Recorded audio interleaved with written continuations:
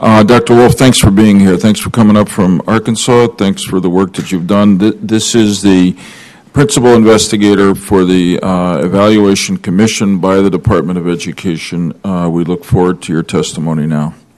Mr. Chairman, Senator Collins, members of the committee, we interrupt this long string of inspiring stories from students, parents, and educational leaders for 10 minutes of droning from a researcher.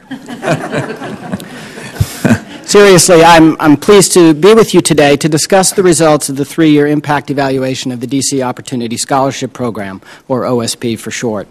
I am the principal investigator of an outstanding team of researchers conducting that congressionally mandated study supported by the U.S. Department of Education's Institute of Education Sciences.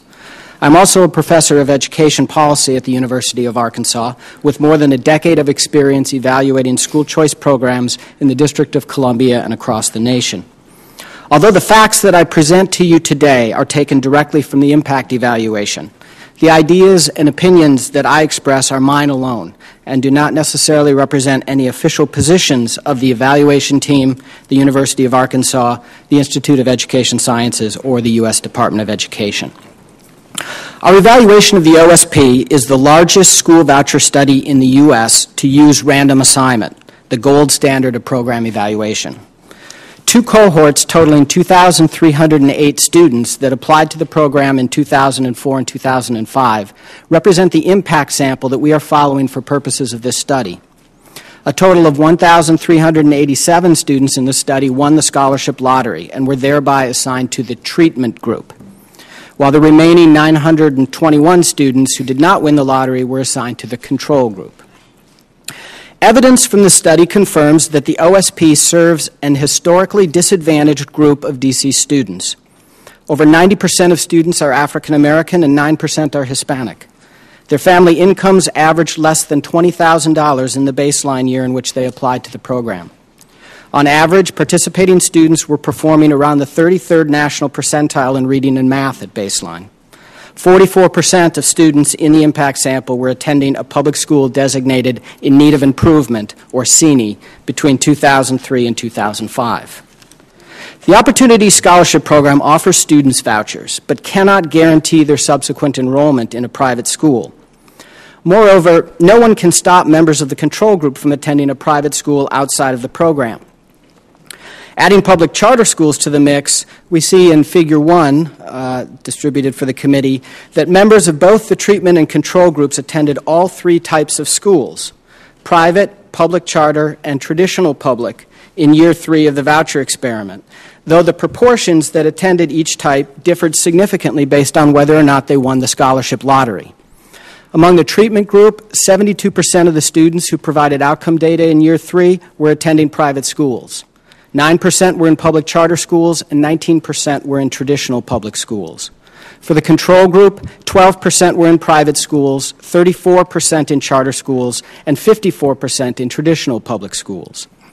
I see these data as underscoring that the desire to exercise school choice was strong for the families who applied to the OSP in 2004 and 2005. About 81% of them placed their child in a private or public school of choice 3 years after winning the scholarship lottery, and 46% of them did likewise even if they lost the lottery. This also means that any differences between the outcomes of the treatment and control groups indicate the incremental impact of adding private school choice through the OSP to the existing schooling options for low-income DC families.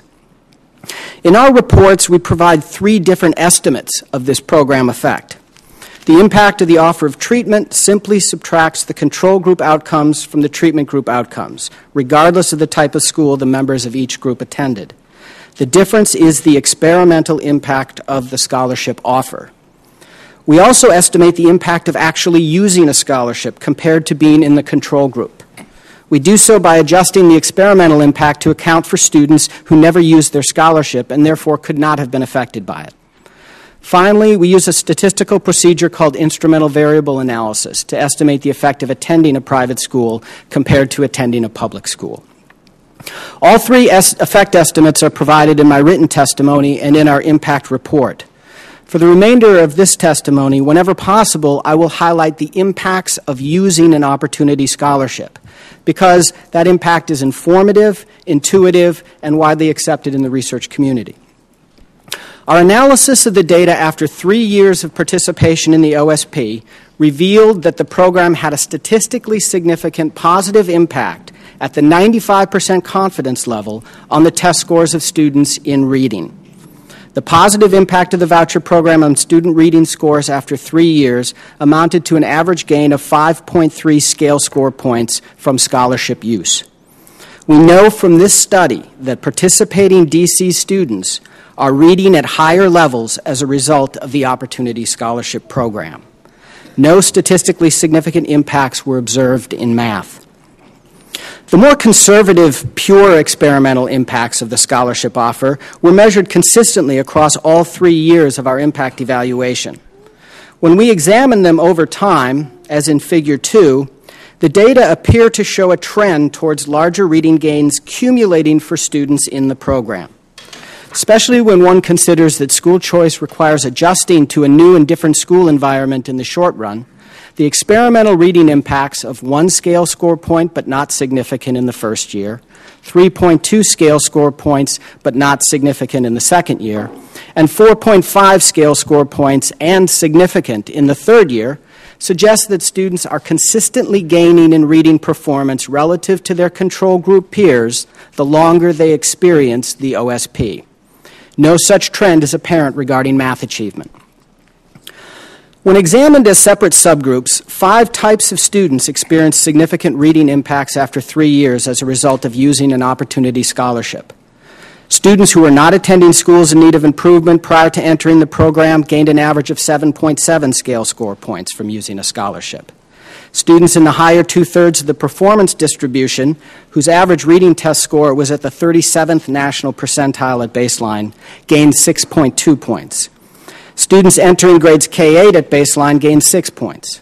Female students gained 5.9 points. And the students in Cohort 1, the eager first movers into the program, such as Tiffany and Ronald, gained 11.7 scale score points in reading from participating in the OSP. Since the initial results for these last 2 subgroups lost significance when subject to a reliability test, I would just caution that they be interpreted carefully. Reading impacts for the other 5 subgroups examined individually: applicants from schools in need of improvement, students in the lower 1/3 of the performance distribution at baseline, males, students entering high school at baseline, and students in Cohort 2, were not statistically significant after 3 years. The fact that significant reading impacts were not observed for the subgroup of CNE students is noteworthy, since Congress designated them as the highest service priority for the program. Math impacts were not statistically significant for any of the 10 subgroups examined. Whenever school choice researchers have asked about satisfaction with schools, parents who were given the chance to select their child's school have reported much higher levels of satisfaction. Students themselves, for whatever reasons, have rarely described themselves, on average, as more satisfied with the new schools chosen by their parents. The Year 3 satisfaction results from the OSP evaluation fit this pattern of previous studies. The proportion of parents who assigned a high grade of A or B to their child's school in Year 3 was 12 percentile points higher if their child used a scholarship. Parents also were significantly more confident of the safety of their children in school if they had been awarded an Opportunity Scholarship. Students in grades 4 through 12, when asked similar questions, were no more likely to be satisfied with their school or describe it as safe if they used a scholarship compared to the control group. What does this pattern of results suggest about the effectiveness of the OSP? As you mentioned, Mr. Chairman, the National Center for Educational Evaluation at the Institute of Education Sciences has released the results of 11 studies.